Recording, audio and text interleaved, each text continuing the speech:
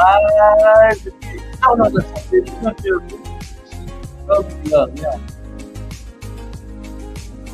Hey, hey, on est live, bienvenue à vous. Jardin de la Santé, j'espère que vous comprenez correctement. Nous sommes aujourd'hui, nous avons commencé hier avec Agnès, comment ça s'appelle Nous avons commencé hier avec Agnès notre première retraite régénérative de santé, notre premier séjour initiatique autour de la santé naturelle sur le thème du jeûne long et de la reconnexion à soi. Et donc là, nous avons une assemblée de curistes. Ils sont 6, ils sont beaux, ils sont fatigués, et ils sont là. J'espère que vous m'entendez correctement. Et donc, ce soir, nous avons un setup particulier. Yes, génial, merci. On a un setup particulier parce que non seulement nous sommes là, plus de ici, plus une intervenante, vous allez voir qui est merveilleuse, je suis là, qui est spécialisée dans la technique IMOP. Voilà, on a un setup particulier, donc vous ne m'entendez pas bien? Ah bah ça c'est important de me le dire. C'était ça justement, j'avais besoin de savoir.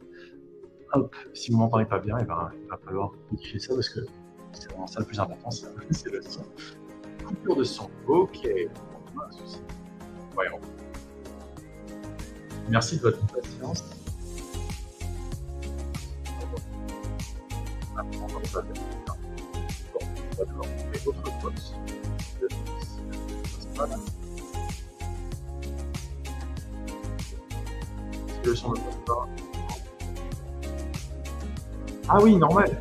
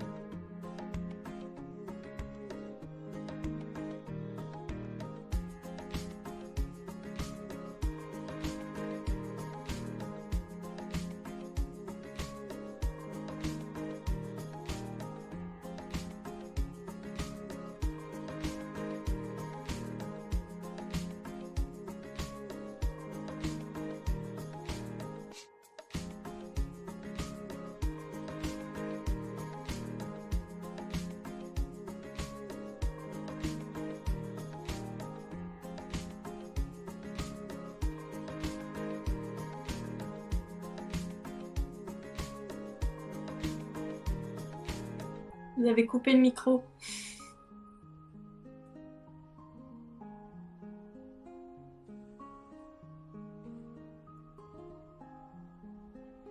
Non, on n'entend pas.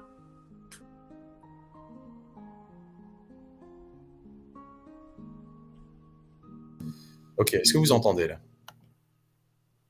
Ça va? Ok. C'est pas le meilleur son, mais voilà, ça fait une solution qui dépanne, mais il y a un souci de micro avec le micro principal qui ne peut pas marcher. Donc, merci de votre tolérance avec la qualité du son qui va être moyenne aujourd'hui. Ça, c'est un souci que je n'avais pas du tout prévu. Peut-être que mon micro est tombé en panne. En tout cas, oui, super si le son marche. Le son nickel. Très bien, merveilleux. Eh bien, merci à vous d'être là. Navré du coup des petits couacs du départ. Donc, on est en live depuis les Jardins de la Santé. Super, merci. On est en live depuis les Jardins de la Santé où on a commencé à encadrer hier soir notre première retraite initiatique, parce qu'on initie quelque chose de jeûne long et de reconnexion à soi. Donc, on a 6 merveilleux curistes qui sont là, du Maroc, de la France, et ils sont beaux, ils sont là, ils sont présents et ils sont fatigués. Parce que le jeûne, ça fatigue, la reconnexion à soi. Parfois, il faut, entre guillemets, tomber malade pour retrouver la santé. Donc, merci Cantali qui est là également Ah, avec nous, super. qui va faire donc la prochaine retraite que l'on initie la semaine prochaine, à partir du samedi 1er. Il y a encore de la place si vous êtes intéressé. Vous avez les informations dans le billet de blog qui est dans la description de l'émission. Et donc, pour l'heure, on est focalisé sur le jeûne et donc sur l'hormèse. L'hormèse étant cette loi selon laquelle ce qui ne vous tue pas vous rend plus fort. Donc, on a également parmi nous, là, qui va monter dans un instant dans le live, une spécialiste de l'hormèse, au travers notamment de la méthode Wim Hof, qui est une méthode de régénération par exposition au froid, qui va nous expliquer en quoi est-ce que le froid peut également être utile pour développer une pleine santé, pour se diriger vers la pleine santé. Donc voilà, on a un setup un peu particulier parce que on a des gens qui sont présents ici avec nous. On a Ursula qui est en duplex, et puis Agnès et moi. Donc techniquement, aujourd'hui, c'est un peu original. Donc merci de votre patience et de votre tolérance. Sur ce, je te propose peut-être on peut en dire tu peux dire un petit mot sur la retraite avant qu'on accueille Ursula? Oui, bien sûr. Bonsoir à tous. Donc, on a commencé hier retraite initiatique, jeûne long, reconnexion à soi et santé naturelle. Donc déjà, merci pour ceux qui sont là. Et c'est une première qu'on initie. Et l'idée vraiment, c'est vraiment d'accompagner au mieux sur ce chemin de la pleine santé à travers un outil thérapeutique qui est le jeûne, qui est un jeûne hydrique et sec. Et on a convaincu pas mal au sec finalement. Ouais, vous êtes 4 là sur 6 à faire un jeûne sec, c'est ça? Voilà. Enfin, pas à commencer en tout cas un jeûne sec. Ouais. Pas convaincu, mais en tout cas, voilà, susciter l'intérêt. Et l'idée, c'était vraiment de faire un jeûne sur mesure. Et c'est ce qu'on est en train de faire. Donc, merci voilà, d'aller sur le son. Un décalage. Donc oui, donc c'est innovant, c'est tout nouveau, c'est une expérience au quotidien, jusqu'à même ce soir. Là, on innove avec une conférence en direct. Donc voilà, ça va être une grande nouveauté. Et puis voilà, tout ce qu'on est en train d'organiser, c'est vraiment toujours dans l'instant présent au final. De ce qu'on ressent sur ce qui est bon pour soi, ce qui est bon pour vous et ce qui est bon pour nous aussi. Voilà. Qu'est-ce que tu veux que je dise d'autre? Il y a tellement à dire. Non, mais c'est exactement ça en fait. C'est qu'on apprend en marchant à l'image de la vie. La vie, en fait, c'est un perpétuel changement. On ne sait pas forcément pourquoi est-ce que les choses se produisent quand elles se produisent. Par exemple, les fameuses crises par lesquelles on passe, par exemple une crise de fatigue, une crise d'anémie ou une crise d'angoisse, peu importe ce par quoi on passe, ce n'est qu'une une épreuve relative par rapport à l'absolu, on va dire, l'absolue vérité qui est la vie, à savoir je suis en vie. La vérité de l'instant, c'est que sur le moment, je me sens mal. Donc, est-ce que je réagis en subissant cette situation ou est-ce qu'au contraire, je suis capable de mobiliser toutes mes capacités, notamment mentales, physiques et émotionnelles, pour juste être présent à l'expérience que je fais? C'est-à-dire à me rectifier, à m'aligner avec la vérité de cette vie qui me traverse, qui fait battre mon cœur, pour juste accepter que l'expérience que je fais n'est pas là pour me détruire. Elle est certainement là pour me renforcer, pour peu que j'accepte de passer par l'épreuve.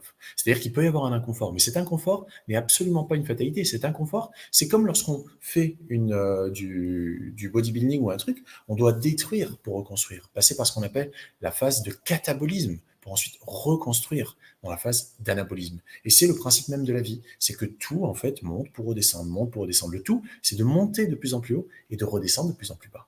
De redescendre de plus en plus haut, de moins en moins bas, de monter de plus en plus haut et de redescendre de moins en moins bas, de continuer à monter de plus en plus haut et de redescendre de moins en moins bas. Et ainsi de suite, en fait, dans une vague ascendante, on se retrouve en fait à aller de mieux en mieux. Et on atteint ce qu'on appelle un état d'homéostasie, autrement dit, un état où on est en pleine santé. Ce qui est notre nature, hein. C'est rien d'exceptionnel d'être en pleine santé. La pleine santé, c'est la base d'une vie normale. Si on n'est pas en santé, on pense quoi? On pense que à notre maladie. Donc on ne peut pas vivre pleinement. Donc, être en pleine santé, c'est juste la base pour pouvoir vivre et non pas juste survivre. Autrement dit, se dire « Ah, si j'avais pas cette maladie, ah, j'espère que je guérirai et je ne sais quoi. » Donc, si on s'utilise pas correctement, c'est normal de tomber malade. Et si on s'utilise correctement, si on commence à comprendre les principes du vivant, si on commence à comprendre comment est-ce que la vie fonctionne en nous, hein, pas à l'extérieur, pas de manière intellectuelle, pas dans des livres, pas parce que quelqu'un l'a dit, pas parce que je l'ai vu, non, parce que je le vis. Et quand je commence à comprendre ça, je peux plus faire semblant. Je peux décider de manger des trucs qui sont pas faits pour moi. Je peux décider de mal respirer. Je peux décider de stresser pour rien. Je peux le décider. Mais c'est en mon âme et conscience. Pourquoi? Parce que j'ai envie de faire cette expérience. Mais je comprends que ça va avoir des conséquences. All right. Quelque chose à ajouter avant qu'on accueille notre. Est-ce que vous avez peut-être quelque chose à. Une remarque? Moi, je suis dans le vrai. T'es dans le vrai, magnifique. Donc Franck est dans le vrai, magnifique. J'espère que vous l'êtes aussi, vous, dans le chat. Donc, on n'a qu'à accueillir Ursula dès maintenant. Ouais. C'est bon? Eh ben, merci, mes chers amis, messieurs, dames, d'accueillir Ursula Tayeb dans vos cœurs. Hello, Ursula. Hello tout le monde, merci en tout cas de m'avoir invité sur cette émission. Merci à vous deux. Ce soir, je commence direct dans le vif du sujet à rebondir sur ce que vous avez dit. Ouais, tu Ouais. peux, tu peux. Déjà, merci à toi d'être là. Tu as pris de ton temps. Tu es actuellement en Allemagne, à Cologne, dans une réunion des instructeurs de Wim Hof certifiés, de la Wim Hof C'est ça. certifiée de Wim Hof méthode. Et donc, tu prends de ton temps là pour être avec nous. Donc, merci. Je t'ai découverte hier, Ursula, en checkant justement 2-3 trucs. Je m'interrogeais sur 2-3 trucs de Wim Hof parce que moi, je me suis formé, mais pour moi, pas forcément pour accompagner des gens. Donc, je glanais les informations. Il y a mon ami Leonardo Pelagotti avec qui je m'étais formé il y a bien 3-4 ans déjà de ça, plus. Et donc, je cherchais les trucs et puis je suis tombé sur YouTube. Je disais, génial cette nana, c'est bien ce qu'elle fait. Allez, viens. Et voilà. Super, comme les connexions se font naturellement. En tout cas, moi, je m'appelle Ursula. Je suis à la base professeure de yoga. Et je suis devenue instructrice Wim Hof là juste cette année, en juin. Voilà, j'ai été formée en juin. Et en fait, depuis l'âge de mes 15 ans, je suis intéressée par la santé naturelle d'une manière générale, c'est-à-dire des alternatives à tout ce qu'on va trouver dans la société, à tout ce que la société veut qu'on fasse. Et donc, j'ai toujours été un petit peu à côté de ce que la société et les conditionnements nous amènent à penser. Et comme tu l'as dit très bien tout à l'heure, j'ai d'abord expérimenté en fait avant de lire des livres. Et c'est ça vraiment la vraie connaissance pure, c'est finalement d'expérimenter sur soi qu'est-ce qui marche et qu'est-ce qui marche pas. Parce qu'on peut très bien lire des tonnes de livres sur l'alimentation, des régimes, en veux-tu, en voilà. Hein, je suis passée aussi par là. Et en fait, il y a que l'expérimentation qui compte. Et donc, j'ai expérimenté depuis l'âge de mes 15 ans. Voilà, j'ai commencé à m'intéresser à l'alimentation, notamment à la naturopathie. Voilà, là, il y a la page Instagram qui s'affiche juste ici. Donc, j'ai commencé à m'intéresser par la naturopathie, l'alimentation. Et petit à petit, j'ai découvert le principe de l'hormèse. Et ce principe-là, il m'a encore plus attiré que le principe de l'homéostasie qui consiste à revenir à un état d'équilibre. Le principe de l'hormèse, c'est grâce à un stress, je peux me renforcer. C'est-à-dire que le stress, en fait, il y a des bons et il y a des mauvais stress, entre guillemets. Et qu'on peut utiliser le stress pour devenir plus fort, pour améliorer ses capacités d'adaptation. Et ça, c'est juste énorme quand j'ai découvert ça. Parce qu'à la base, je pensais être quelqu'un, entre guillemets, de faible, qui pouvait tomber malade facilement. Quand il y avait du froid, j'étais vulnérable, etc. Je n'aimais pas du tout le froid à la base. C'était pas mon truc. Et puis donc petit à petit, j'ai commencé à pratiquer les douches froides chez moi facilement. C'est comme ça que tout le monde peut commencer d'ailleurs chez soi. Et puis j'ai fait un stage avec Leonardo, justement. C'était mon premier stage et j'ai direct accroché en fait à cette méthode parce que c'est pas seulement s'exposer au froid pour s'exposer au froid, c'est une méthode de reconnexion à soi, à son plein potentiel intérieur et comment réveiller cette flamme en fait qui est en nous. Et notamment aussi avec plein d'exercices de respiration parce que la méthode Wim Hof est basée sur 3 piliers. Donc l'exposition au froid, les respirations, une technique assez particulière et toute une préparation mentale aussi de mindset. Donc, on allie en fait ces 3 piliers ensemble et ça forme une synergie qui fait que tout d'un coup, ça crée une symbiose, quoi. Et donc, petit à petit, je me suis rendu compte que j'avais élargi mes capacités d'adaptation, donc au froid, mais pas seulement au froid. C'est-à-dire qu'en fait, quand on commence à se renforcer d'une manière générale, on repousse nos limites qui peut-être elles étaient là au départ et petit à petit en sortant de nos zones de confort, on élargit et on devient de plus en plus illimité. Et on peut se fixer des objectifs qu'on n'aurait pas pu se fixer avant. Et dans notre quotidien, ça nous aide à mieux gérer certaines situations. Parfois, on est stressé, on est anxieux, etc. Moi, j'ai énormément appris avec cette méthode à gérer mon stress, à gérer mes émotions. Et ça, c'est juste énorme. Donc, ce qu'il faut savoir, c'est que dans notre environnement naturel, en fait, on était exposé naturellement à des stress. Par exemple, il y avait un lion qui nous poursuivait, voilà, on devait courir. On était exposé à des stress comme ça. Il y avait le froid, on devait résister au froid, ou alors au chaud, ou alors quand il n'y avait pas suffisamment de nourriture, bah, on devait jeûner naturellement, ce qui est aussi un principe de l'hormèse, le jeûne. Eh bien, voilà, on avait ça naturellement. Et à partir du moment où on a eu notre confort moderne, on s'est éloigné totalement de ça. Ce qui fait que quand on ne pratique plus quelque chose, bah, comment on dit déjà, on s'atrophie. Ouais. Nos capacités s'atrophient. Donc, il faut réapprendre à réajouter ces bons stress dans notre quotidien. C'est ça, comme tu le dis, il nous faut du bon stress en fait. C'est le stress qui ne dépasse pas notre capacité adaptative. La capacité adaptative, c'est cette faculté que nous avons à nous adapter à notre environnement. Je crois qu'on l'a perdu, Ursula. Ou c'est chez nous peut-être, je ne sais pas. Donc la capacité adaptative, oui, c'est chez elle. C'est la limite en fait haute de notre capacité à nous adapter à notre environnement. Si on n'est pas capable d'aller jusque-là, eh ben, ça risque de devenir destructeur. C'est-à-dire que la phase de catabolisme va aller à tel point. Hey, le Ursula, ça s'est coupé. Tu nous entends? Hello, hello. Je sais pas si elle nous entend. Donc, si on va au-delà... Ursula, t'es bloqué? Ou c'est la connexion? La connexion, je pense. Hello. Je vous ai perdu. Je sais pas si ça vient de chez moi. Ouais, ça vient de chez toi. C'est pas grave.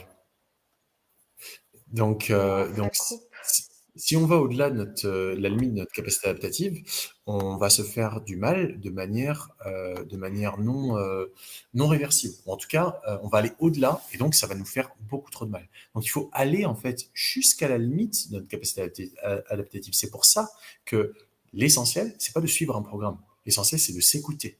C'est d'écouter la vie en nous, de faire confiance en fait à la force de la vie qui en fait nous emmène dans la direction de la guérison.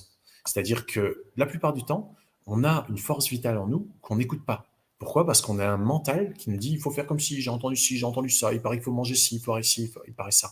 Mais en fait, tout ça, ce ne sont que des croyances. La seule chose qui importe réellement, c'est l'expérience. Bien sûr qu'on ne peut pas faire l'expérience de tout. Pour certaines choses, on peut le conscientiser. Par exemple, on n'a pas besoin de faire expérience que si je mange que des pizzas et que des hamburgers et que des sucreries pendant 6 mois, je vais tomber super malade. C'est fort probable. J'ai pas besoin d'en faire l'expérience. Je peux juste le conscientiser, c'est beaucoup plus rapide.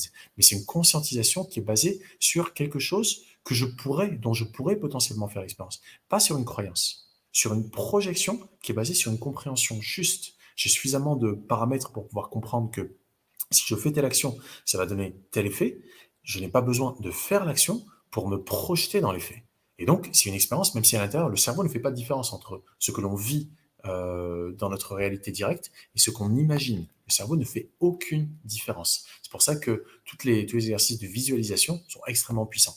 Et je sais que dans la méthode Wim Hof, on fait pas mal de visualisation pour notamment pouvoir préparer ce qu'on appelle le mindset, l'état d'esprit. Donc, être capable de conscientiser, c'est évidemment beaucoup plus efficace que d'avoir à faire l'expérience de tous les trucs mauvais. Mais ce qui est certain, c'est que ce qui vaut quelque chose pour notre capacité à vivre d'une manière qui soit la plus puissante possible, ce n'est pas ce que les autres pensent, ce que les autres croient, ce que les autres font, c'est ce que nous, en fait, on commence à développer comme confiance, c'est-à-dire on développe une foi en soi-même sur la base de notre expérience directe, de notre conscientisation d'une expérience potentielle que je n'ai pas besoin de faire pour en comprendre les conséquences.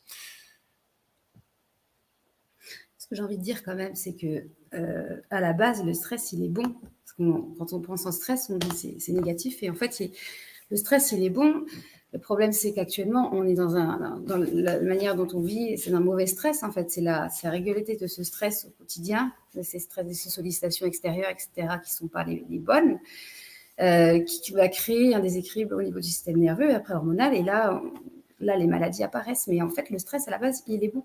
Et c'est ce qui est mis. Enfin, moi, je ne connais pas cette méthode-là, mais en tout cas, dans le principe de l'hormèse, voilà, c'est aussi ça.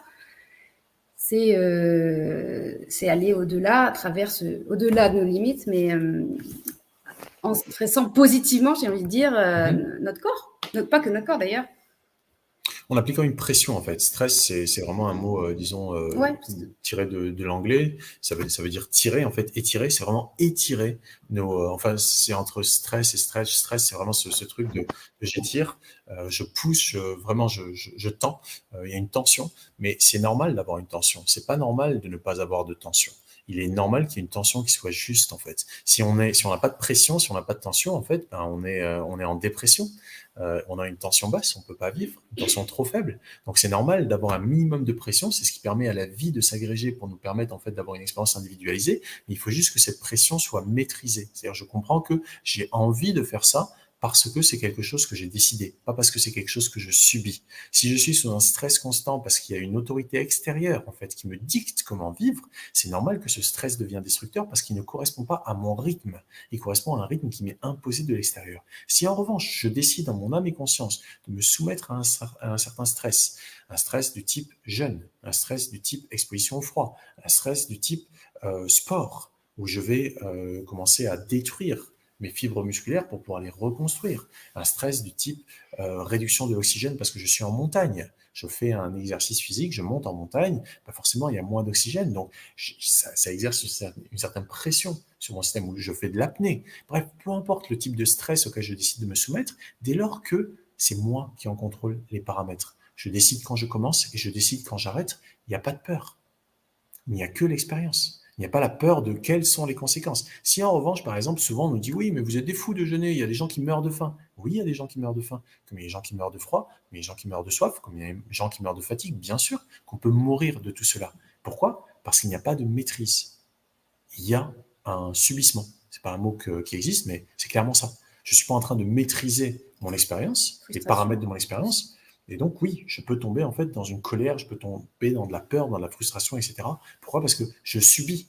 Je ne suis pas mon propre maître. Il y a des paramètres extérieurs sur lesquels j'ai aucun contrôle. Je ne peux pas décider quand je commence et quand je l'arrête. Et donc, forcément, il y a toutes les chances pour que ça se passe mal. Pourquoi? Parce que je n'ai aucune maîtrise sur mon mental. Je n'ai aucune maîtrise sur mes émotions, sur mon corps, tout simplement parce que je subis l'expérience. Alors que lorsque je choisis de faire l'expérience, lorsque je me mets dans un état d'esprit, je me dis, je vais jeûner, je vais m'exposer au froid, je vais renoncer pendant un temps à ci ou à ça, mais je vais appliquer une certaine pression sur mon système, en plus, en courant ou en faisant ci ou en faisant ça, c'est moi qui décide. Et donc, comme je l'ai décidé, j'en assume la responsabilité, et donc je ne vais pas céder au subissement, parce qu'il n'y a aucune raison que je subisse, c'est moi qui l'ai choisi. Et ça change tout. Ça change absolument tout de se mettre dans une posture où je suis le maître de mon expérience. Ça ne veut pas dire que ça va être, entre guillemets, confortable ou facile, mais ça veut dire que j'accepte que c'est ma responsabilité à moi. Et je ne suis pas en train de subir de l'extérieur. Ça change tout. Ursula? Oui, oui. Vous m'entendez à nouveau? On t'entend, c'est nickel. Ok, super. Du coup, je rebondis sur ce que vous dites. Effectivement, des fois, on a besoin d'aller dans l'inconfort pour finalement trouver une certaine forme de confort dans l'inconfort. Et c'est ça, en fait, le vrai confort d'une certaine manière. Et après, ce que je peux dire au niveau des bienfaits du froid, tu m'avais demandé ça par rapport à la détoxification du corps, comme le jeûne peut l'être. Déjà, il faut savoir qu'avec la méthode Wim Hof, notamment, on va venir alcaliniser le sang à travers la respiration. Et ça, d'ailleurs, même dans les exercices de pranayama qu'on trouve en yoga, quand on vient s'hyperoxygéner, remplir ses cellules d'oxygène et qu'on fait des longues expires, on vient relâcher toutes les toxines. Et déjà, ça, rien que ça, quelqu'un qui respire bien, ça va directement se percevoir sur son état de santé, à la différence de quelqu'un qui respire mal. Donc la plupart d'entre nous, en général, dans notre quotidien, on va respirer au niveau de la poitrine, plutôt des respirations saccadées.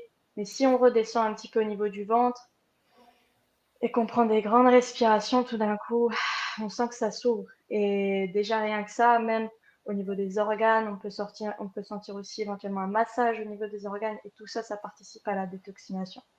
Et la méthode Wim Hof, plus particulièrement la respiration Wim Hof, en faisant la respiration Wim Hof, on va hyper oxygéner le corps, on va venir faire des rétentions et on va jouer avec le système nerveux sympathique et parasympathique. Donc on va vraiment rééquilibrer les deux pour revenir dans un état d'homéostasie. Et aussi, elle participe à réduire l'inflammation dans tout le corps. Donc ça aide aussi à l'élimination des toxines. Donc ça, c'est hyper intéressant là-dessus. Et aussi à la libération émotionnelle, comme je l'ai dit tout à l'heure, parce que le côté psy joue un grand rôle aussi dans notre physiologie. Et quand on sait que par la respiration et par notre mindset, on peut changer ce qui se passe au niveau de la chimie interne, bah en fait, il n'y a plus grand-chose à savoir. On a déjà tout à portée de main. Votre respiration, c'est un outil que vous avez à portée de main tous les jours. Vous n'avez pas besoin d'acheter un remède, un médicament, ceci, cela. Vous l'avez. Et votre mindset, c'est pareil. Il n'y a qu'à le cultiver, à le développer. Et vous le développez justement en vous poussant légèrement en dehors de votre zone de confort, mais à votre rythme, en vous respectant. Tu as tout dit, Ursula, c'est vraiment le faire à notre rythme. Pousser, mais à notre rythme. Ne pas aller au-delà. Ce dont on se croit capable aujourd'hui. Si je ne me crois pas capable d'aller au-delà d'une certaine limite aujourd'hui, il ne faut pas pousser au-delà. Pas aujourd'hui. Quand tu as dit le mindset, c'est quoi? Le mindset, c'est l'état d'esprit. Mind, c'est mental. On dit état d'esprit en français, mais c'est un abus de langage. Vraiment, on devrait dire état psychologique. D'accord. Mais c'est état d'esprit. Parce que c'est une confusion. L'esprit, c'est pas le mental. Ça n'a rien à voir. Oui. C'est même totalement, je dirais, quasiment diamétralement opposé. Le mental, c'est tout ce qu'on accumule. L'esprit, c'est qui on est. Donc, mais bon, c'est encore une des nombreuses confusions dans lesquelles on souhaite nous mettre par la langue et par les abus de langage. En tout cas, le mindset, c'est ça. C'est l'état mental. Donc, le jeûne, c'est pareil, en fait. On va repousser les limites, on va permettre, en fait, au corps de se régénérer en s'alcalinisant. C'est-à-dire qu'au lieu de continuer à acidifier le corps par tous les apports nutritifs qu'on va lui apporter, qui très souvent sont acidifiants, certains aliments sont alcalinisants. Il y en a, j'en ai une liste quelque part, je ne sais pas où je l'ai mise, mais il y a toute une liste des aliments alcalinisants, mais beaucoup d'aliments, par exemple, les pizzas, les hamburgers, pour citer ça, c'est extrêmement acidifiant. La sauce tomate, en fait, les combinaisons. Ce qui est important, c'est les combinaisons qu'on va faire. Si on prend, par exemple, du citron dans une certaine proportion, du jus de citron, ça va être acidifiant. Par contre, dans une autre proportion, ça va être alcalinisant. C'est pour ça que le plus important, c'est d'expérimenter par soi-même, parce qu'on est tous différents, on a tous des poids différents, on a tous des métabolismes différents, on a tous, en fait, c'est-à-dire qu'il n'y a pas de méthode miracle pour la santé. Ça n'existe pas. Ce qui existe, c'est respirer correctement, c'est se nourrir correctement, c'est éliminer correctement et se reposer correctement. Ce sont des principes fondamentaux de la vie. Plus un cinquième qui est celui d'une activité qui soit adaptée à chacun. Une activité physique, mentale, émotionnelle qui soit adaptée à chacun. Et donc, dès lors qu'on se respecte, qu'on respecte la vie en soi, bien sûr qu'on va aller vers la pleine santé. Mais si on connaît pas ces principes-là, on pense que je vais manger de la merde, je vais être en bonne santé. Je vais respirer n'importe comment, je vais être en bonne santé. Je vais éliminer n'importe comment, je vais être en bonne santé. Je vais dormir, me reposer n'importe comment, je vais être en pleine santé. Ça n'a rien à voir avec les lois du vivant et ça a tout à voir en fait avec l'ignorance. Donc dès lors qu'on commence à sortir de l'ignorance et à connaître un certain nombre de principes, eh ben on va aller chercher à pousser les limites parce que c'est lorsqu'on repousse les limites qu'on accumule, qu'en fait on acquiert de plus en plus de vie. C'est-à-dire que chacune de nos cellules, à un moment ou à un autre, lorsqu'on repousse nos limites, commence à devenir de plus en plus emplie de vie. C'est pour ça qu'après un certain stress, type jeûne ou type exposition au froid, eh ben on sent énormément de vitalité. Parce qu'on a été testé au travers de cette loi de l'Hormèse, on a été testé nos limites et on les a dépassées. Et ça, c'est la vie. La vie, c'est aller au-delà des limites, surtout pour un être humain qui n'est pas limité par sa forme. L'être humain, il n'est limité que par ses croyances, que par ce qu'il croit être possible ou impossible. C'est pour ça que le yoga, le fait de s'étirer un petit peu dans tous les sens, fait que, ah ouais, tiens, je suis capable d'aller un peu plus loin aujourd'hui, demain un peu plus loin. Ben voilà, j'ai repoussé mes limites psychologiques en passant par mon corps physique. Je peux repousser mes limites physiques en passant par mon mental. C'est l'un ou l'autre. Franck ? Tu disais tout à l'heure éliminer, c'est-à-dire Alors, on a des émonctoires, je te laisse en parler. Alors, moi, je voulais quand même revenir sur des choses parce que là, on va super vite Ouais. et tout le monde, entre les gens qui sont là et les, voilà, N'hésitez pas à tout le monde n'a pas voilà. les mêmes connaissances et les mêmes.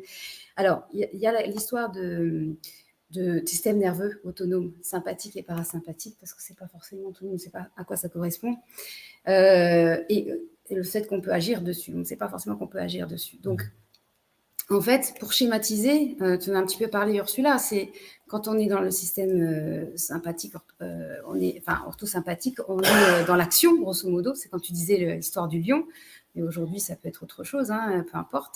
Mais c'est ça, c'est là où on est dans l'action. Et le parasympathique, c'est là où on va détoxiner, c'est là où on va se régénérer, c'est là où on est au repos, l'état de repos, pour caricaturer. On n'est jamais dans l'un ou l'autre. Mais voilà. Mais c'est autonome, oui, certes, mais on peut quand même agir dessus.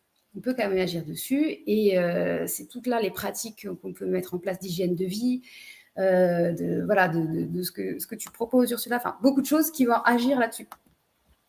Et dans le cas du jeûne, en fait, l'idée, c'est d'aller sur ce système parasympathique pour pouvoir la détoxination en profondeur, la régénération en profondeur. Donc, on est au départ, vous êtes là en ce moment en période de stress, vous êtes en caricaturant, je veux dire, orthosympathique, là, ça carbure, mais bientôt, vous allez lâcher, vous êtes passé sur cette période, on a un peu parlé hier de crise d'élimination pour passer à un autre mode d'alimentation, pour ça, se nourrir de l'intérieur, et passer en parasympathique. Et c'est là où, effectivement, là, on va être plus sur un mode beaucoup plus calme, des respirations plus naturellement qui vont être plus lentes, et là, on va s'alcaliniser, et c'est là où on va proposer aussi pas mal de choses, les massages, enfin, il y a beaucoup de choses qui vont permettre ça. Mais au quotidien, par l'hygiène de vie, on peut arriver à travailler là-dessus. Et ce que je voulais vous dire aussi, c'est sur l'histoire de la pleine santé, en fait, c'est que oui, on peut agir sur notre santé, mais qu'est-ce que c'est la santé ? Parce que j'ai déjà dit, mais quand même je le redis, c'est que la pleine santé, c'est pas l'absence de maladie. C'est pour ça que quand on dit, bah oui, il y a des gens qui disent, moi je suis en pleine santé, je mange n'importe quoi, parce que je rebondis sur ce que tu dis. Bah non, en fait, la pleine santé, c'est un équilibre physique, psycho-émotionnel et spirituel, en fait. C'est un équilibre de tout ça. Donc, il ne suffit pas d'avoir l'absence de symptômes pour être en pleine santé. Donc, c'est là d'où l'importance de se connaître, de savoir où est le paramètre à travailler. C'est-à-dire, est-ce que émotionnellement ça va ? Est-ce que c'est plutôt le physique qui va pas bien ? Est-ce que je suis en accord avec moi-même ? C'est l'objet aussi du jeûne, là, c'est de revenir, de se reconnecter à soi, de se reconnecter à son âme, à ce qu'on est réellement. Et c'est ça la pleine santé. Et c'est de voir qu'est-ce qu'on peut mettre en pratique pour arriver à cette pleine santé. Donc forcément, si on a une mauvaise hygiène de vie, forcément, si on ne mange pas bien, on ne peut pas être en pleine santé, tôt ou tard. Parce que même si on n'a pas ces symptômes physiques qui nous disent attention, alerte, parce qu'à la limite, c'est une alerte quand on a les choses physiques, eh bien, on n'est pas forcément en pleine santé. Donc, c'est tout ce qu'on est en train de mettre en place cette semaine et puis au-delà de cette semaine pour qu'au quotidien, vous puissiez, par vous-même, retrouver la pleine santé. Parce que c'est ça la naturopathie aussi, c'est accompagner vers le chemin de la pleine santé et rendre autonome, être autonome, savoir où sont nos limites, où on peut aller de l'avant et être autonome par sa pleine santé. Parce que tu prenais l'exemple juste du citron. Bon, on va faire, dans la semaine, on parlera un peu plus sur l'alimentation. Mais le citron, c'est l'exemple type, c'est que le citron, au-delà de ce que tu as dit, c'est même en fonction des saisons. C'est-à-dire qu'en fonction des saisons, eh bien, ça peut acidifier ou ça peut alcaliniser. Donc, ça dépend vraiment. Donc, il faut vraiment se connaître. Ça, c'est se connaître, s'écouter.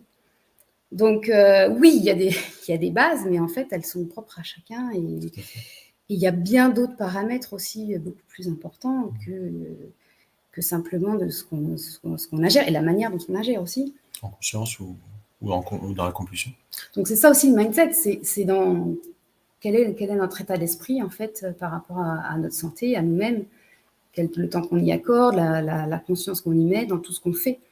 Peu importe qu'on fasse un marathon ou qu'on court 2 kilomètres, peu importe. Et c'est un point très important ce que tu as évoqué, c'est que la pleine santé, c'est pas seulement l'absence de symptômes, c'est l'équilibre, c'est l'homéostasie. C'est arriver en fait à un état de vitalité de plus en plus élevé. Parce que c'est pas on a la santé un jour et on la garde éternellement, pas du tout. La santé, en fait, c'est la conséquence de ce que l'on fait au niveau, bien sûr, physique, ce que je mange, au niveau émotionnel, comment est-ce que je me sens, mais au niveau mental également. C'est est-ce que je suis mon propre maître ou est-ce que je subis l'expérience de la vie? Est-ce que je la subis ou est-ce que je choisis mon attitude? Je ne peux pas forcément choisir tout mon environnement. Je ne peux pas choisir comment est-ce que les gens vont se comporter avec moi. Je ne peux pas choisir est-ce que je vis ici ou je vis là à l'instant T. Je ne peux pas choisir ça. Je ne peux que l'accepter. Par contre, ce que je peux choisir, et ça c'est absolument fondamental, c'est mon attitude.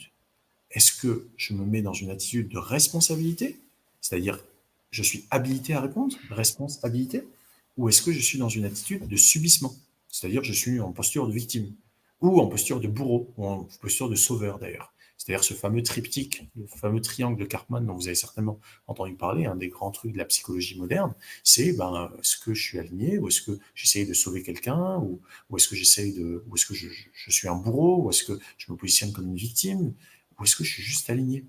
Et je suis vraiment juste pour le coup. Je fais du mieux que je peux avec ce que je sais au moment T, avec ce dont je suis capable au moment T. Et là, ouais, là, je fais vraiment de mon mieux. Je suis mon propre maître. Je ne laisse pas mon environnement déterminer mon expérience. Oui, certes, il peut faire froid. Certes, je peux ne pas avoir de nourriture ni d'eau. Mais est-ce que je perds l'équilibre de mon mental? On va parler d'esprit, mais est-ce que je perds l'équilibre de mon mental, de mes émotions, de mon corps physique, ou est-ce que je réussis à me mobiliser? Et comme tu l'as évoqué, Agnès, on a ce fameux système nerveux autonome, qui n'est pas si autonome que ça. Il est autonome dans le sens où il fonctionne sans qu'on ait rien à faire. Si je veux, par exemple, me gratter la tête, je dois lever mon bras. On ne va pas dire que mon bras il est autonome si je veux me laver la tête. Non, non. Si je veux me gratter la tête. Mon bras, il est dépendant de l'action que je lève le bras pour que je puisse me gratter la tête. C'est ça l'idée. Par contre, le système nerveux autonome, j'ai pas besoin de dire vas-y respire, vas-y bat le cœur, vas-y circule le sang. J'ai pas besoin. C'est inconscient, c'est automatique. C'est dans ce sens-là qu'il est autonome. Mais il n'est absolument pas, il n'est absolument pas inaccessible. Il est totalement accessible. C'est ce que l'on fait. Wim Hof, je vais peut-être laisser en parler, Ursula. Wim Hof, il a démontré de par il a accepté en fait de se soumettre à des essais cliniques pour qu'il teste qu'est-ce que ça fait si on lui fout des saloperies, du poison, et par sa simple capacité à mobiliser son attention, à respirer d'une certaine manière, ils se sont dit c'est pas possible. Le gars, il a résisté à un truc auquel il n'est pas censé résister. Vas-y, Ursula, je te laisse peut-être nous en parler. Exactement, exactement. Bah, tu l'as très bien décrit. En fait, Wim a changé un petit peu les livres de science, c'est-à-dire qu'au départ, le système nerveux autonome, visiblement, on ne pouvait pas le contrôler, c'est impossible. Et en fait, il a démontré totalement l'inverse avec une étude où il se fait injecter volontairement une bactérie appelée E. coli dans le corps. Il dit au médecin, vous allez voir, je vais utiliser ma technique de méditation et de respiration et je vais réussir à changer et à contrer l'inflammation en fait dans le corps. Donc modifier mon système nerveux et mon système immunitaire. Et donc au début, ils essayent sur lui parce que c'est un test, c'est un cobaye et en fait ils se rendent compte que ça marche, il a aucun symptôme.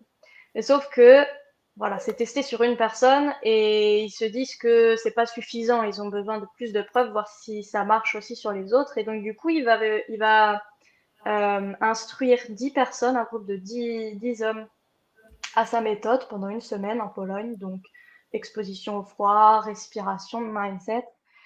Et d'un autre côté, il y aura un groupe de 10 autres personnes qui ne connaissent pas du tout la méthode. Et ces 20 personnes vont être réunies dans la même clinique, vont se faire tout injecter cette fameuse bactérie qui provoque normalement des nausées, des maux de ventre, on se sent fébrile, etc. Et en fait, qu'est-ce qui va être prouvé? C'est qu'effectivement, les personnes qui ont pratiqué la méthode, qui ont tous les outils en main, donc de la respiration et du mindset, arrivent à contrer l'inflammation dans le corps, à ne pas tomber malade. Et tous ceux qui forcément n'en connaissaient pas ont les symptômes classiques. Donc à travers cette découverte, en fait, on se rend compte qu'on est totalement responsable de ce qui se passe à l'intérieur. Donc voilà pour cette étude. Et je voulais rebondir aussi sur ce que vous disiez tout à l'heure, dans le fait que c'est important parfois aussi que l'état de santé, c'est pas toujours statique. On ne peut pas être tout le temps en équilibre. C'est comme le bonheur. Je veux dire, voilà. C'est bien aussi de passer par des phases peut-être un peu plus sombres pour revenir dans la lumière. Et en fait, la vie, c'est toujours comme ça. C'est un cycle, en fait. Et ces difficultés, ces zones d'inconfort, ces doutes qu'on va avoir, elles nous permettent d'aller encore plus loin. Et c'est ça qu'il faut se dire, c'est que quand vous avez franchi ce cap, bah waouh, il y a encore une autre porte qui s'est ouverte. Et la vraie santé, c'est de pouvoir se réaligner plus rapidement et plus facilement. Voilà. Merveilleux. Ouais, je voulais rebondir là-dessus, c'est vrai, c'est très important de se dire que c'est pas linéaire, la vie elle n'est pas linéaire. On vient qu'à suivre la nature en fait, hein, le cycle de la nature, c'est ça. Exactement. Il y a l'hiver où voilà, on est dans une période sombre, et puis après il y a la montée de la lumière, le printemps, l'été, où c'est vraiment l'apogée en fait de l'énergie, après l'automne. Enfin voilà, c'est un cycle, c'est la vie. La vie, c'est. D'ailleurs, on s'ennuierait, c'était statique. Je crois qu'on s'ennuierait. Donc Ouais. ça, il faut accepter d'avoir des moments où c'est un peu moins comme on l'aimerait. Voilà, sur tous les plans. Tout à fait. You are stronger than you think you are. Vous êtes plus fort que ce que vous pensez être, en fait. C'est un principe. C'est juste un principe de la vie. C'est que si la vie nous présente une expérience, c'est qu'on est prêt à la vivre. On est vraiment prêt. La question, c'est est-ce que j'accepte l'invitation ou est-ce que je la refuse? C'est-à-dire que de toute façon, dans l'instant T, je n'ai pas d'autre choix que de vivre l'expérience vu qu'elle est là, elle se présente. La question, c'est est-ce que je la vis pleinement ou est-ce que je refuse de la vivre pleinement? Autrement dit, je la subis. Je n'ai pas d'autre choix. Elle est présente, elle est déjà là. J'ai le choix de l'action que je vais faire maintenant, mais je n'ai plus le choix de l'environnement qui me présente, entre guillemets, l'opportunité de faire cette action. Je n'ai plus le choix de ça. Par contre, mon action, ça, oui, j'ai le choix. Est-ce que c'est une action consciente ou est-ce que c'est une action inconsciente compulsive? Et donc, la maîtrise que l'on acquiert de par cette fameuse hormèse, de par le fait que on se renforce plutôt qu'on ne s'affaiblit, nous rend capable de vivre à un niveau de plus en plus élevé. Si, par exemple, on est dans un état où on a subi toute notre vie, on n'a pas eu d'autre choix que d'être la victime, que d'encaisser sans broncher, comment est-ce qu'on peut imaginer que du jour au lendemain, on se mette à se lancer à l'aventure, à tenter, à oser, Ce n'est pas possible. On n'a pas été conditionné à ça. On a été conditionné à subir. On a été conditionné à être dans une hétéronomie constante. C'est-à-dire, c'est le monde extérieur qui nous impose et on n'a pas d'autre choix que de fermer notre clapet, de rafaler notre fierté et de subir. Comment est-ce qu'on peut imaginer que du jour au lendemain, on est quelqu'un qui toute sa vie a été dans cette posture de subissement, à une posture où il est acteur de sa vie? C'est littéralement impossible. Pourquoi? Parce que le changement n'a pas été initié. Et ce changement, on l'initie dans le présent. À un moment, je dis stop. Donc, c'est ça la clé. C'est how much is too much? Combien est trop? Combien est trop? Quelle est votre limite? Combien de merde êtes-vous capable d'accepter?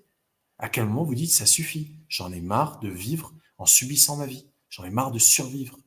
Et c'est là où c'est plus intéressant de se mettre dans une attitude où je décide consciemment de repousser mes limites, c'est-à-dire je dis ok, c'est trop là, j'en ai marre d'encaisser, donc je vais aller m'entraîner. Quand on monte sur la montagne, on va voir un maître zen d'arts martiaux, et il dit maître, s'il te plaît, prends-moi comme disciple. Et il dit vas-y, balaye le sol pendant quelques mois. Et c'est ça, c'est balayer le sol pendant quelques mois. Pendant quelques mois, impose-toi des choses que tu n'as pas envie de faire. Pourquoi? Parce que cette discipline est ce qui t'amène à la maîtrise. Qui a envie d'aller se foutre dans un bain glacé? Personne n'a envie de le faire. Au début, personne, n'est-ce pas Ursula? T'as pas eu envie au début. Non, mais au début, c'est la vérité. C'est la vérité. Qui a envie de faire ça au début? Personne. C'est quand je suis dedans que je commence à m'utiliser différemment. Qui a envie de renoncer à la nourriture, aux hamburgers et aux pizzas? J'ai pas envie, moi. J'ai pas envie.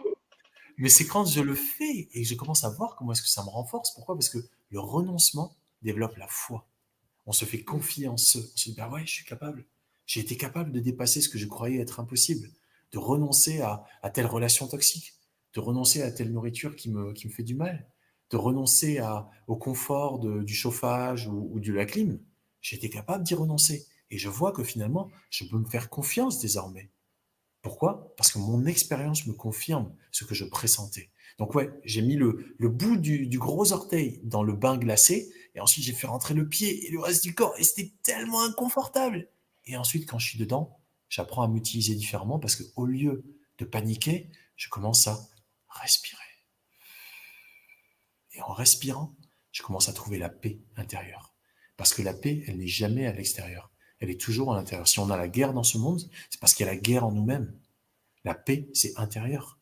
Pourquoi les animaux ne font pas la guerre? Parce qu'ils sont en paix la plupart du temps. Quand ils doivent chasser, ils chassent. Mais la plupart du temps, ils sont en paix. Donc il y a la paix dans le monde. Il n'y a que chez les humains qu'il y a la guerre. Le monde, il est en paix. C'est nous qui sommes en guerre à l'intérieur. Donc réussir à confronter cet état de tension intérieure, dire, OK, je trouve de quoi m'apaiser par ma propre capacité, pas parce que quelqu'un va me ramener un jus qui va me rafraîchir ou un truc qui va me réchauffer. Oui, c'est bien, dans un second temps.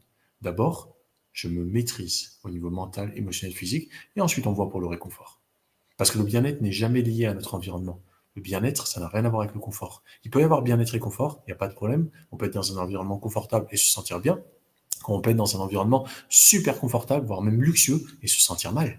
Quand on peut être dans un environnement, entre guillemets, qui paraît un environnement hyper délétère, où on dit, ouais, ils ont rien, les pauvres, ils ont même pas de four, ils ont même pas de ci, ils ont même pas de frigo. Mais les gars, ils sont super bien.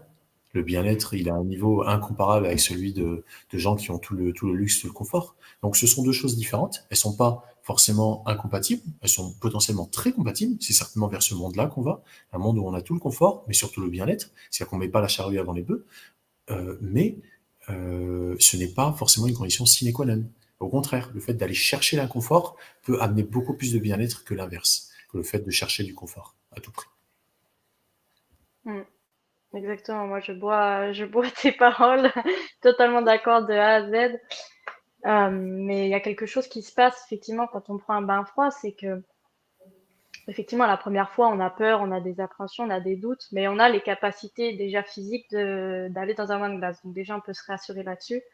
Maintenant, une fois qu'on sait maîtriser la respiration, eh ben il y a un état de paix qui va se créer dans le froid. En fait, on ne peut plus être dans un brouhaha mental, être dans son ego, dans ses pensées. En fait, on est tellement dans un mode entre guillemets de survie que bah on est juste soi en fait. On est connecté à la source et on est aligné avec soi-même. Et ça, c'est quelque chose que je n'ai jamais eu.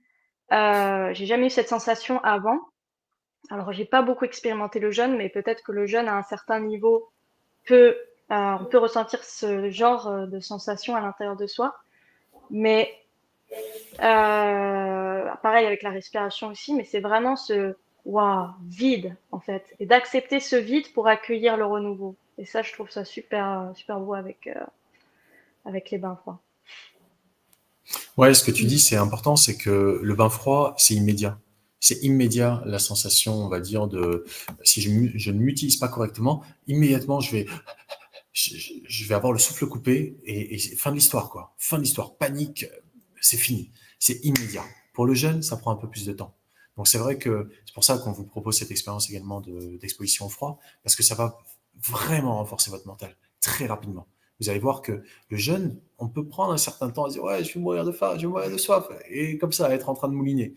L'exposition au froid, c'est immédiat. Soit je me mobilise correctement, en respirant correctement, en pensant correctement, c'est-à-dire en accordant mon attention à une chose sur laquelle j'ai un pouvoir, c'est-à-dire ma respiration. Les battements de mon cœur, contrairement à ce qu'on pourrait penser, on a un pouvoir là-dessus. Parce qu'on a un pouvoir sur notre système autonome. Il suffit de respirer, vraiment. C'est l'outil. La respiration est le seul phénomène physiologique qui est en même temps automatique et que l'on peut contrôler, tous, hein, sans exception. C'est-à-dire, je peux décider de retenir ma respiration, je peux décider de la retenir sur une inspiration, sur une expiration, je peux décider de respirer de manière saccadée consciemment, je peux décider de respirer de manière profonde consciemment, je peux essayer de respirer de manière thoracique ou de manière diaphragmatique. Tout ça, j'ai une influence dessus.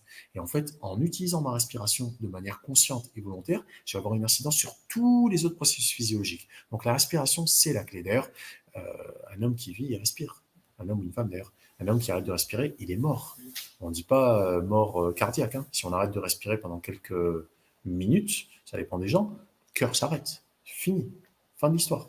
Donc, si on respire correctement, on peut influer sur notre rythme cardiaque. D'ailleurs, c'est la preuve, on arrête de respirer, le cœur s'arrête. Donc, si je respire plus lentement, le cœur bat plus lentement. Donc, comment est-ce que je fais pour sortir d'une agitation, notamment mentale? Eh bien, c'est en respirant de manière beaucoup plus profonde et en activant le fameux système nerveux parasympathique. C'est le système du repos. C'est le système, en fait, de l'anabolisme. C'est le système où je vais dire, OK, on n'est pas là en train d'activer, on est là en train de reposer.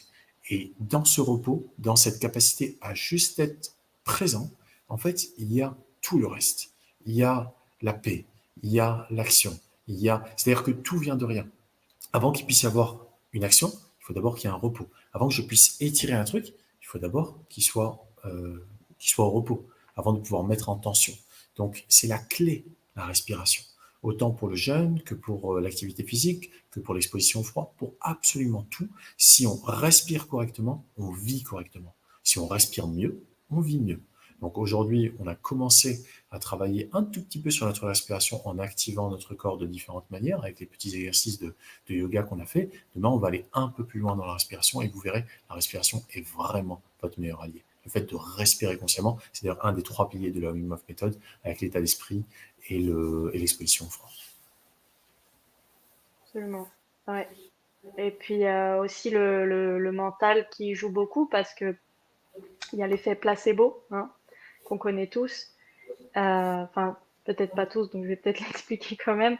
Il y a l'effet placebo, c'est-à-dire qu'on vous donne, par exemple, un médicament dans lequel il y aurait que du sucre, hein, rien en fait, mais vous y croyez tellement que bah, ça finit par vous soigner. Et en fait, si vous croyez pas, par exemple, en ce que vous faites, que ce soit le jeûne ou que ce soit un bain froid, en fait, il faut cette ouverture d'esprit pour recevoir ce qu'on est en train de faire, c'est-à-dire croire en ce qu'on fait et avoir foi en sa propre capacité.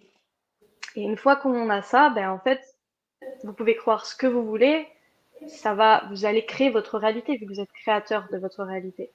Donc, rien que par votre pensée, votre état d'esprit global, vous allez attirer à vous ce que vous raisonnez, ce que vous vibrez. Ouais, c'est très puissant ça. Notre capacité de co-créateur de cette réalité. Là, vous êtes 6 à avoir décidé de venir faire cette retraite avec nous. Il y en a beaucoup qui n'ont pas pu en raison de problèmes de passeport, de trucs comme ça. C'est dommage, mais c'est comme ça. Mais on est en train de co-créer cette expérience que l'on fait. Aucun d'entre nous n'est isolé dans son petit mental. Hein. Ça n'existe pas, ça. Ce sont des bêtises. Tout est vibration. Et le cœur est le seul organe qui envoie plus d'informations au cerveau que le cerveau ne lui en envoie. Donc, le cerveau est lié à la survie. Je dois faire ci, je dois faire ça, il faut que je planifie ci, il faut que je planifie ça. Pourquoi? Pour pouvoir, entre guillemets, vivre mieux. Sauf que la vie, ça se passe pas dans le cerveau, ça se passe dans le cœur. Si notre cœur s'arrête, on parle pas de mort cardiaque, hein, mort cérébrale. Mort cérébrale, pas de problème, il continue à vivre, le bonhomme. Il est mort cérébral, mais il continue à vivre. Pourquoi? Parce que ses fonctions vitales sont toujours présentes. Par contre, mort cardiaque, ça n'existe pas. Mort cardiaque, c'est mort, hein, c'est fini. Donc, la vie, ça se passe dans le cœur.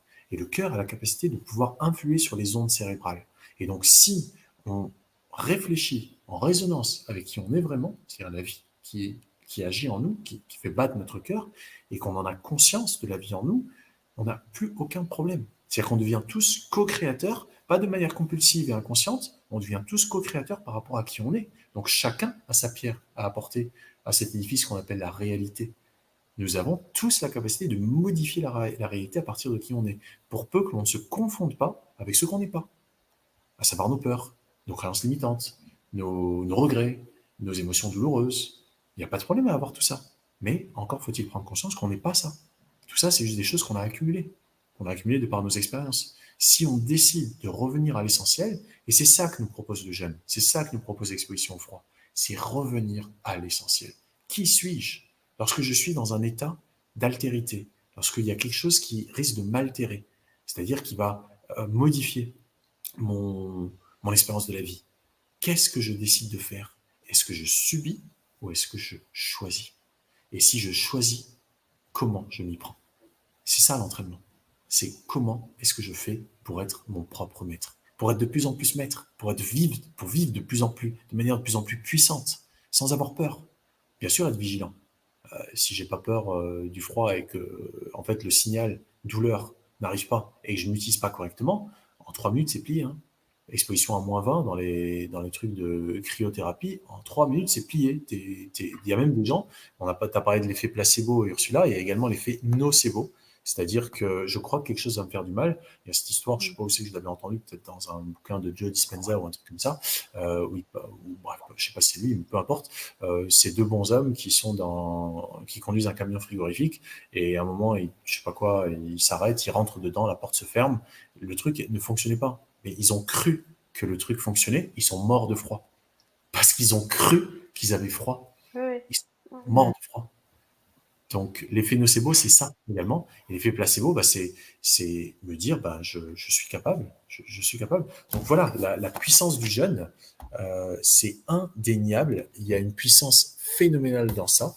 Et les bienfaits du froid également, c'est indéniable. Tout ça, c'est juste développer un état d'esprit, en fait, où on n'a plus peur, où on comprend. C'est à ça que ça sert l'intellect. C'est à nous permettre, en fait, de nous projeter dans la possibilité de dépasser nos croyances limitantes.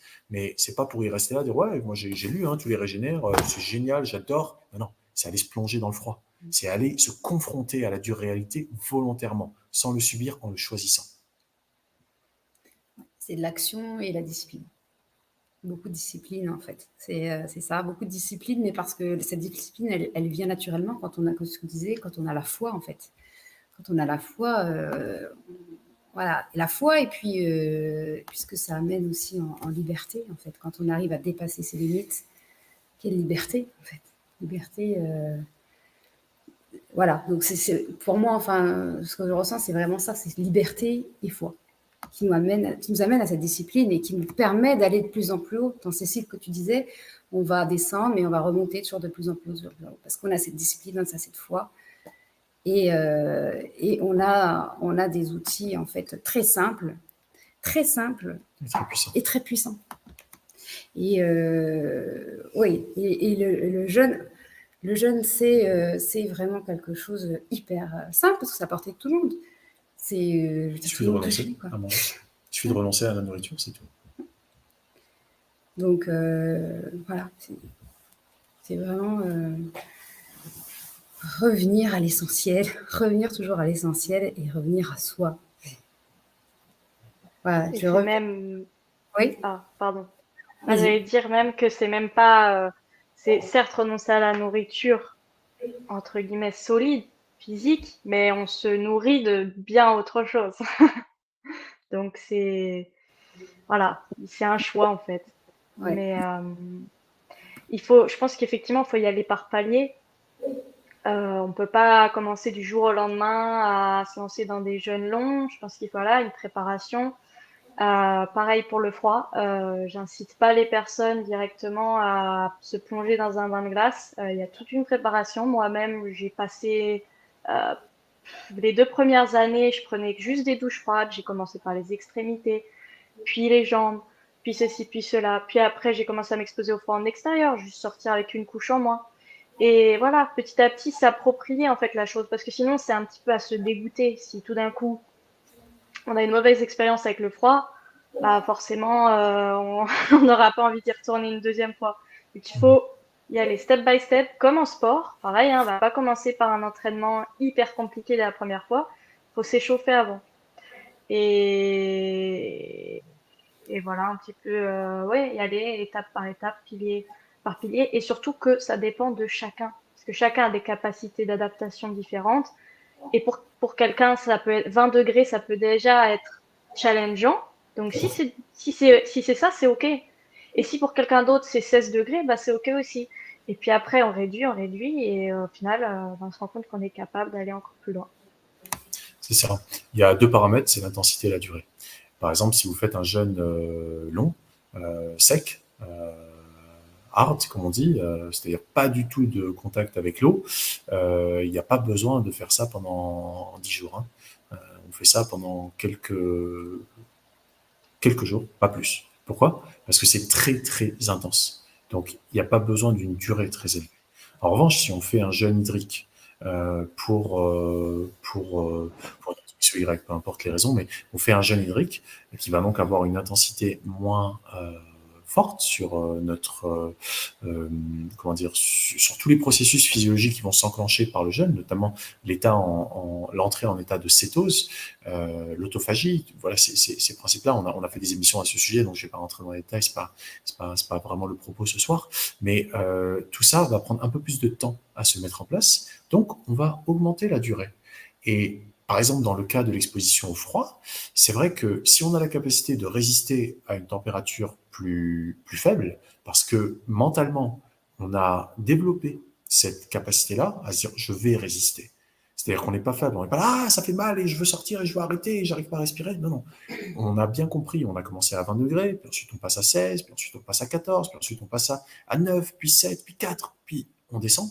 En fait, on n'a pas besoin d'une durée très élevée parce que les phénomènes physiologiques qui vont se lancer dans le corps, c'est immédiat. C'est immédiat. Ça prend pas 10 minutes. C'est immédiat. Donc, plus en fait on développe cette capacité à résister à un stress de plus en plus important, plus en fait on peut réduire la durée. Et ensuite, et c'est ça qui est fou, c'est absolument fou, hein, mais on s'adapte à tout, les êtres humains. Et c'est incroyable. En fait, on commence à prendre du plaisir, entre guillemets, à ce qui peut être perçu comme étant une douleur. Sauf qu'il n'y a plus de douleur, il n'y a que la conscience. Il faut avoir l'envie. Il faut avoir l'envie dans le sens de se sentir en vie. Parce que là où il y a des sensations, il y a de la vie. Si tu sens ton corps, tu te dis waouh, je sens mon corps, je me sens en vie. Et donc effectivement, on peut avoir envie d'aller encore plus loin. Après, il faut savoir raison garder, ne pas aller au-delà de ce dont on est capable. Parce que parfois, on a envie de repousser. On dit ouais, je vais continuer, je vais faire mon truc. Ah non, on se fait un claquage, on se fait un étirement, on se fait une tendinite ou je ne sais quoi. Pourquoi? Parce que on n'a pas écouté les signaux du corps. Donc être à l'écoute de cette vie en nous, c'est essentiel.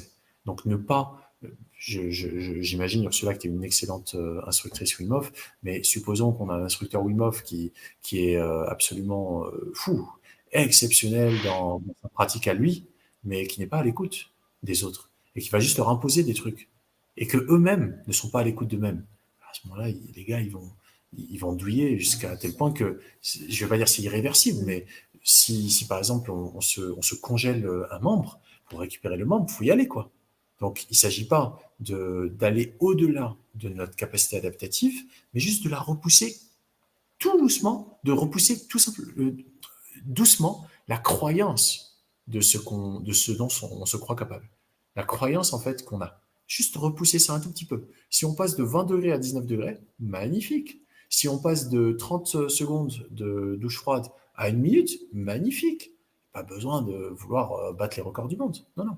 C'est vraiment ça qui est important. C'est s'écouter, soit en modulant l'intensité, soit en modulant la durée. On a essentiellement ces deux paramètres autant pour le jeûne que pour l'exposition au froid. Donc, il ne faut pas chercher à battre des records, mais juste comprendre comment ça fonctionne. Et d'ailleurs, sur le jeûne, en fait, il y a beaucoup d'endroits qui proposent des jeûnes avec beaucoup d'activités physiques, ou ne serait-ce même des gens qui viennent, là, ce n'est pas votre cas d'ailleurs, mais qui viennent avec cette intention de il faut que je fasse, il faut que je fasse du sport, je vais éliminer. En fait, non, ce n'est pas du tout ça, c'est l'inverse, c'est tout le contraire. C'est vraiment, moins on en fait physiquement, et plus on va aller loin en fait dans la détox, dans la régénération et dans la prise de conscience de soi. Et voilà, donc c'est ralentir beaucoup. On n'entend pas, je vais dire cela. Mais oui, voilà, donc c'est quel que soit l'outil finalement, c'est ça.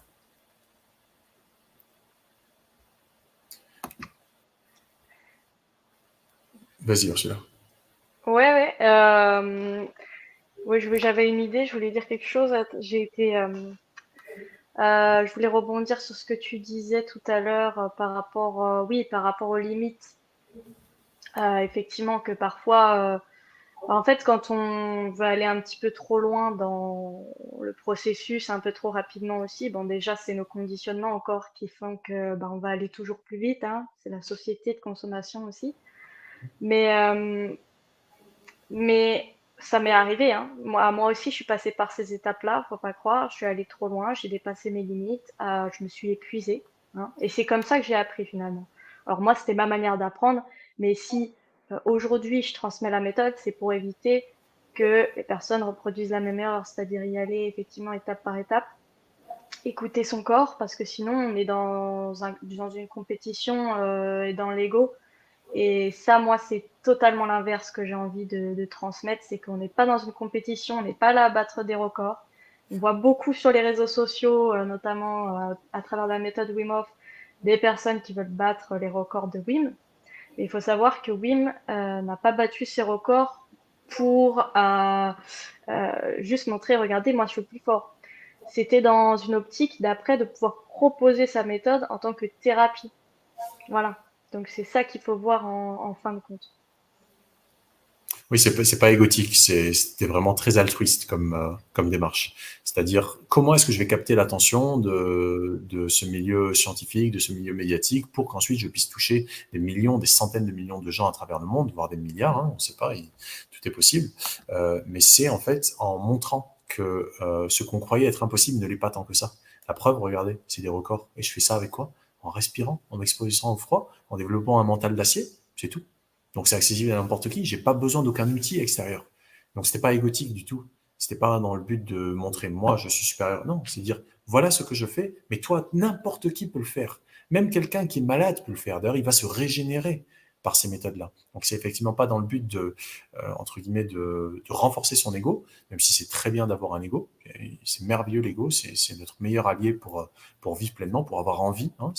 On n'est pas là pour détruire l'ego, mais c'est pas non plus faire les choses pour mettre notre ego au-dessus de celui des autres. Regarde, j'ai battu ton record, mon gars.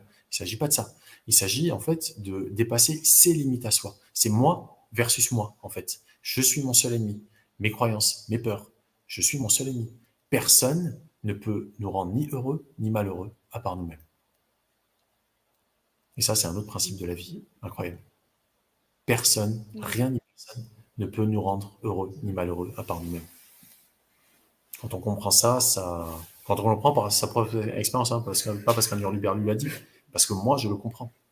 Parce que je suis passé par ta expérience géniale, je suis passé par d'autres expériences terribles, et encore géniales, encore terribles, encore géniales, encore terribles. Il y avait toujours des gens et des choses impliquées, et je me rends compte en fait que tu changes les gens, tu changes les choses, les événements, le seul truc qui reste, la seule constante, c'est moi. Et qu'en fait, si je change quelque chose en moi, je change mon expérience, je change mon attitude à l'expérience, donc je souffre plus. Que ce soit par rapport au bien, entre guillemets, au génial qui n'est plus, ou par rapport au terrible qui est présent.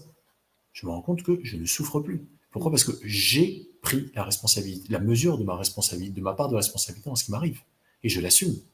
Je suis mon propre maître. Non seulement en termes de maîtrise, mais en termes de mesure. Le maître, celui qui maîtrise, le maître, celui qui mesure. C'est moi qui deviens mon propre référentiel. C'est pas ce que quelqu'un à l'extérieur dit ou fait. Wim Hof, il est génial, mais je ne vais pas me comparer à lui. Il y a un seul Wim Hof. Il y a un seul Aïssa Mobala. Il y a une seule Agnès Geoffroy. C'est ma mesure. Et c'est mon maître. C'est pas, je ne vais pas me comparer aux autres. C'est le fait de vouloir se comparer. Ça ne veut pas dire qu'on ne peut pas s'inspirer. Bien sûr qu'on doit s'inspirer. C'est nous tous qui co-créons tous ensemble. C'est ça qui nous permet de grandir. Moi, s'il n'y avait pas eu les informations de Thierry, d'Irène, de Wim et de tant d'autres, je n'aurais pas aujourd'hui la capacité que j'ai à être mon propre maître. C'est bien évidemment au travers de toutes ces influences qu'on grandit, qu'on est inspiré. Mais ça ne veut pas dire que qui que ce soit à l'extérieur doit pouvoir être le maître de notre propre bonheur. Non, c'est à nous de l'être. C'est à nous d'être, même si on s'est imposé une certaine discipline à un moment, on dit, ah ok, ils ont dit il faut jeûner tant de jours, ok, je vais essayer. Mais si j'y arrive pas, ce n'est pas la fin du monde. Au contraire, c'est que j'aurais été au bout de mes limites, et là j'aurais dit, bah ça suffit pour moi cette fois-ci.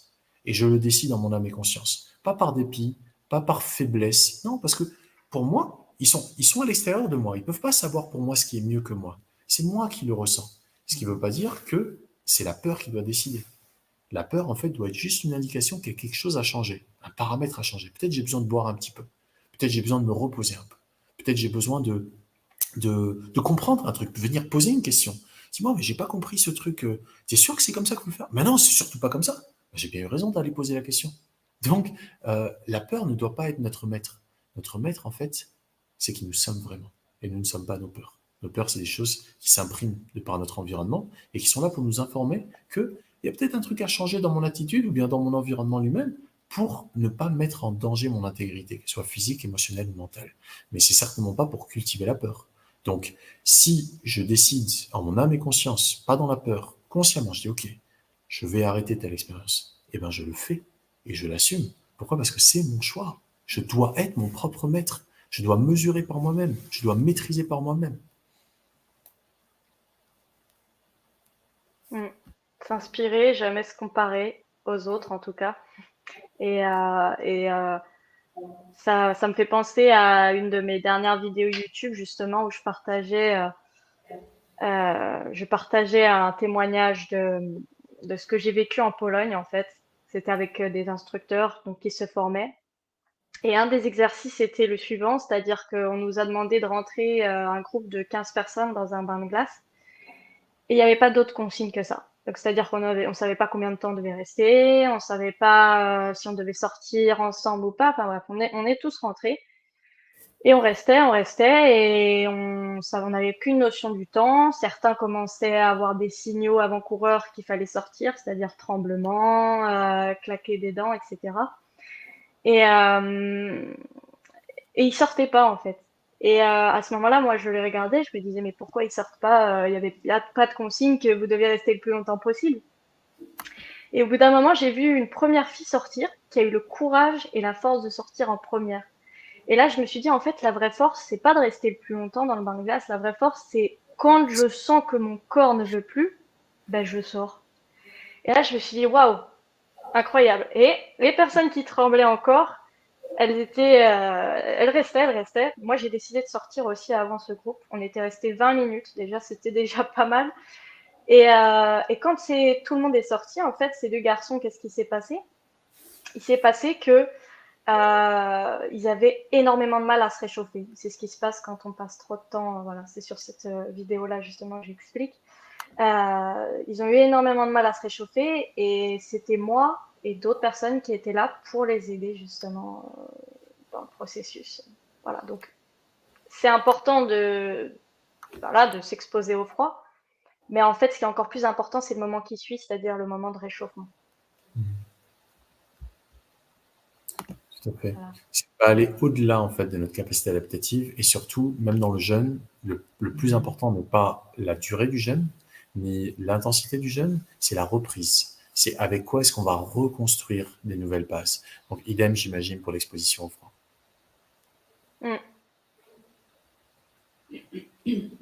Même si ce n'est pas aussi évident que pour le jeûne, parce que le jeûne, on a vraiment détruit au niveau cellulaire.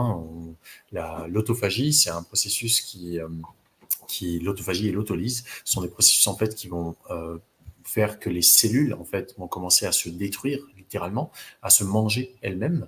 Et ensuite, avec quoi est-ce qu'on va reconstruire les nouvelles cellules? Donc c'est la phase de reprise. C'est, ok, j'ai jeûné pendant 3 jours. Très bien. Par exemple, là, nous, on fait un séjour d'1 semaine, n'est-ce pas? On va pas jeûner pendant 1 semaine, hors de question. On va accorder le gros de cette semaine à la reprise. Parce que ça va être sur quelle base est-ce qu'on reconstruit une nouvelle santé. C'est pas juste détruire, c'est reconstruire. C'est pas que le catabolisme, c'est l'anabolisme. Et c'est l'équilibre entre les deux qui va faire que on va avoir un résultat qui va perdurer au-delà de la seule expérience, qui va en fait nous accompagner pour le reste de notre vie, en quelque sorte, bien sûr, parce que du reste de notre expérience de la vie, parce que on va adopter de nouvelles habitudes alimentaires, on va adopter de nouvelles attitudes mentales, de nouvelles manières, en fait, de nouvelles manières de respirer, de trouver un équilibre, en fait, entre nos émotions, nos pensées, notre corps, nos sensations, etc. Et tout ça, c'est hyper important. Et la deuxième semaine, d'ailleurs, au-delà de cette seule semaine-là, ça va être une semaine qui va être dédiée à la régénération, à la reprise, pour ceux d'entre vous qui resteront avec nous, à la détox, c'est-à-dire comment aller au-delà du simple jeûne qu'on a fait là maintenant, mais continuer à se faire du bien.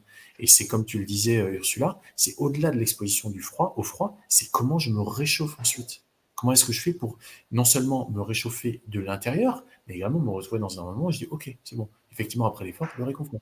Mais ce réconfort, on peut le trouver de l'intérieur. On peut vraiment se réchauffer de l'intérieur. Donc, une fois que je suis sorti du froid, je vais me réchauffer. C'est hyper important. C'est stress, mais ensuite réconfort. Et si on va au-delà de nos limites, des limites de notre capacité adaptative, pourquoi? Parce qu'on était dans une hétéronomie. Quelqu'un nous a dit, avec une blouse blanche ou avec un t-shirt Certified Wim Hof instructeur niveau 5 ou niveau 10, alors que moi j'ai juste le niveau. Et comme le gars du niveau 10, là, il m'a dit, ouais, mets-toi dans le bain, et puis sans autre consigne, je pars du principe que lui est plus légitime que moi pour savoir ce qui est juste pour moi. C'est une erreur. C'est une erreur. Il faut être autonome. C'est-à-dire m'organiser par moi-même. Bien comprendre que oui, il y a des gens qui peuvent nous inspirer, il y a des gens qui sont qualifiés, qui peuvent nous accompagner dans un certain apprentissage, mais le seul maître à bord, c'est nous-mêmes. C'est pas quelqu'un à l'extérieur. Donc c'est une excellente leçon, j'imagine, que tu as apprise de cette expérience-là, et j'imagine que c'était un peu ça qu'il cherchait à vous enseigner. Ouais, exactement. Qui allait écouter son corps, qui allait écouter ses limites. Et c'est vrai que voilà, moi-même, hein, je dis, hein, je suis passée par là aussi. Des fois, je suis allée trop loin. Euh, Pareil avec le sport aussi, quand on abuse trop. Moi, ça a été mon cas. Et ben, au final, au bout d'un moment, on se rend compte qu'on n'a pas écouté son corps.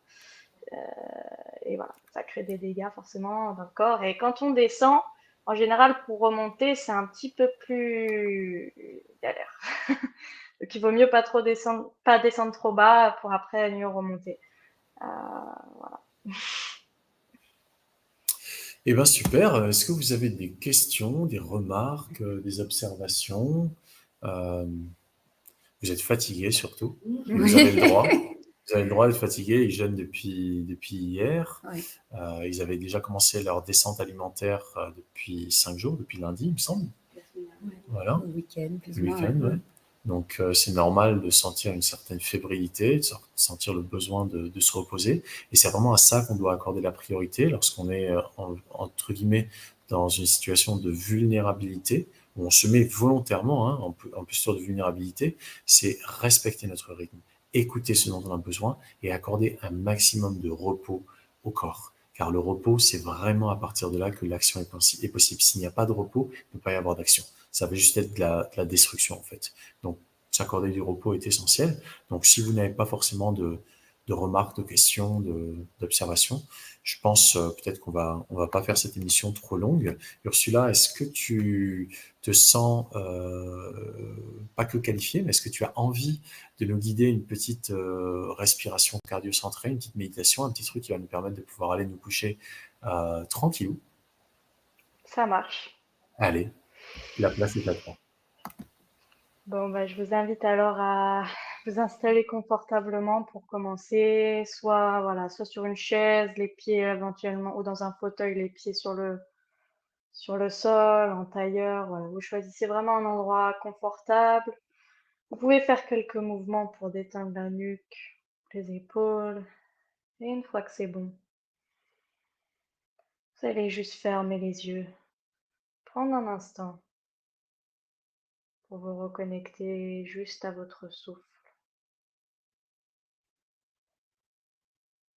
Et ici, juste essayez d'observer où se place votre respiration, naturellement, sans la changer.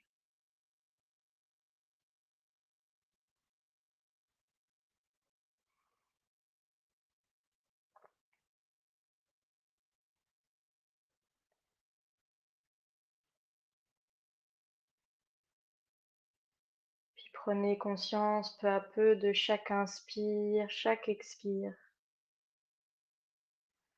Et petit à petit, on va prolonger nos inspires, prolonger nos expires. On peut inspirer par le nez, expirer par le nez ou par la bouche. Et si on expire par la bouche, vraiment laisser un soupir de relâchement. J'inspire par le nez, je sens le ventre qui se gonfle, la poitrine, et je relâche. Je relâche toutes les tensions.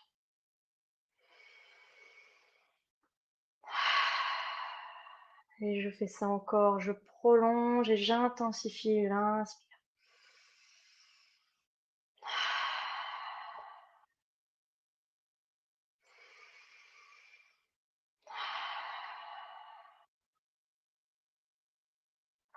Encore ici quelques fois.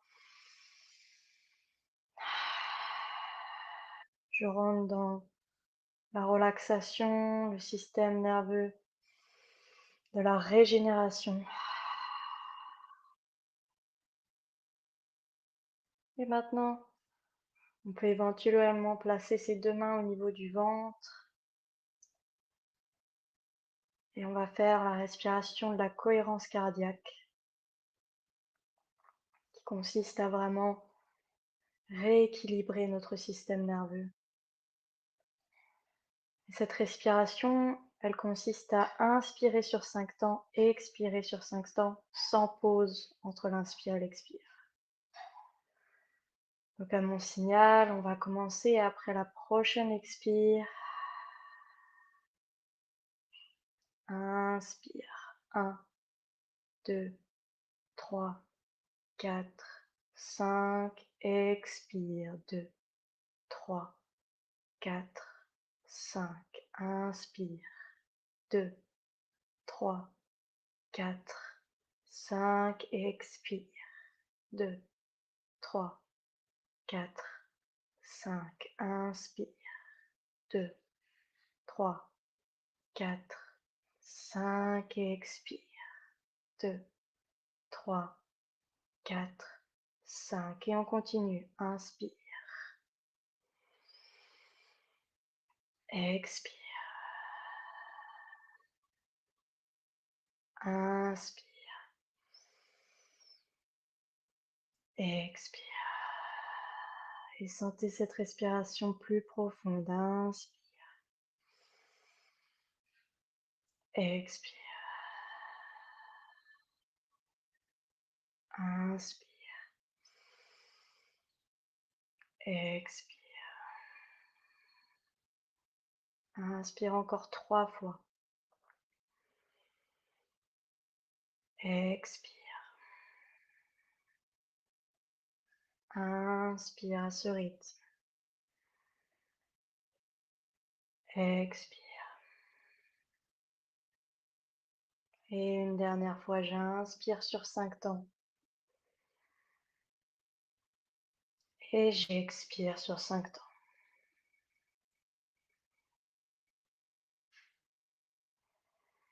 Et puis je vais venir relâcher, revenir à une respiration normale. Et juste prendre un moment pour observer toutes les sensations dans le corps.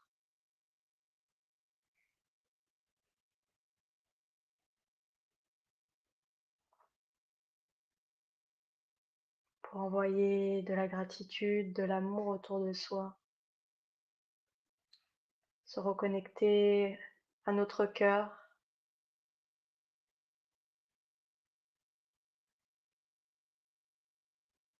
Toute ma bienveillance, ma gratitude, je me l'envoie à moi et je la disperse aussi un petit peu autour.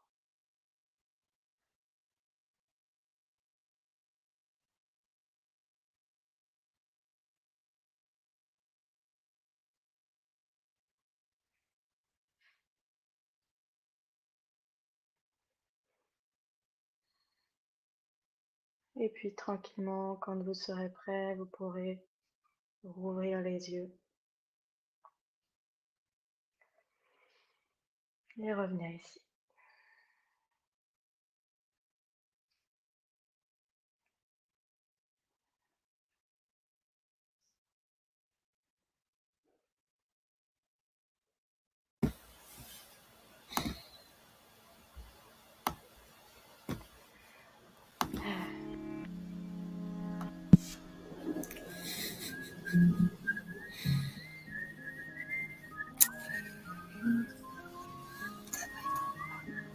C'est très intéressant.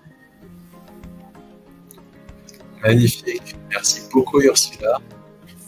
Merci à Yes. Tout le monde est super chill là. Ouais. Prêt pour un gros dodo. Une petite question, Ursula, en passant, est-il possible de combattre entre guillemets le froid par le froid? Autrement dit, si on a un problème de circulation du sang, les pieds et les mains froides récurrents, et hyper désagréables, en Gore-Tex? Totalement. totalement. C'était mon cas avant. Enfin, j'ai encore un petit peu ce problème-là, les extrémités froides. Et c'est quelque chose que quand je le travaille régulièrement, notamment avec des bains juste d'extrémité parfois, et ben, je régule la circulation et je vois que ça va beaucoup mieux. Donc totalement. Eh ben, super. Et si je devais juste laisser un dernier message pour cette vidéo, c'est vraiment le plus important, c'est l'amour que vous portez et la foi pour tout ce que vous faites. Donc juste all the love, all the power. Ouais. Magnifique, magnifique, magnifique. On est super contents ici. Ouais, on a des big hearts, on a des namasté, on a des sourires, on a de la vie, la conscience de la vie en nous, autant à l'intérieur qu'à l'extérieur. Est-ce qu'on partage en fait tous ensemble? C'est de la vie, c'est de la vie, des tranches de vie. Donc merci à toi Ursula, je suis super heureux de te connaître. Merci à vous. Hier Merci à seulement, vous. mais je sens que je vais retourner sur ta chaîne YouTube où il y a énormément de vidéos déjà entre le yoga, la Wim Hof Method. Tu es magnifique dans ta pédagogie, dans la manière dont tu expliques. C'est vraiment très c'est une très belle chaîne. Elle est toute petite encore, mais elle a déjà commencé à grandir depuis hier. Je devais être ton 699e abonné ou un truc comme ça. Et tu es super bien parti. Ursula a 20 ans, tout juste. Et elle a renoncé à faire des études. Elle étudie la vie, des études universitaires. On est bien d'accord. C'est ça. Elle a décidé d'étudier la seule matière qui vaille, soi-même. Bravo. Yeah! Merci à vous, en tout cas, gratitude de m'avoir invité sur cette émission, vraiment. Et un petit boum! Soyez heureux. N'oubliez pas la vie, c'est ici, c'est maintenant, c'est en nous. C'est pas à l'extérieur, c'est pas quelqu'un qui dit comment comment qui nous sommes et comment vivre le plus puissant possible. C'est en chacun d'entre nous que ça se passe.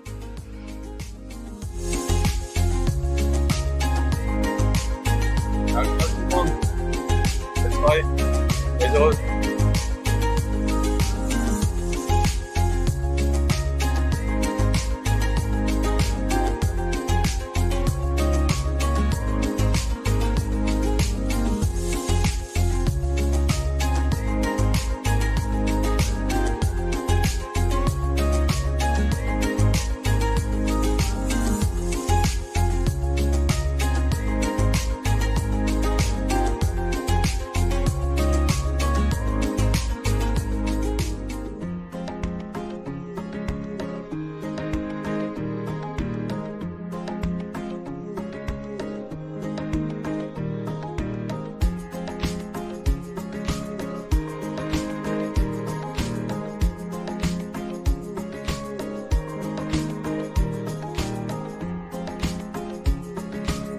C'est clairement une loi de la vie.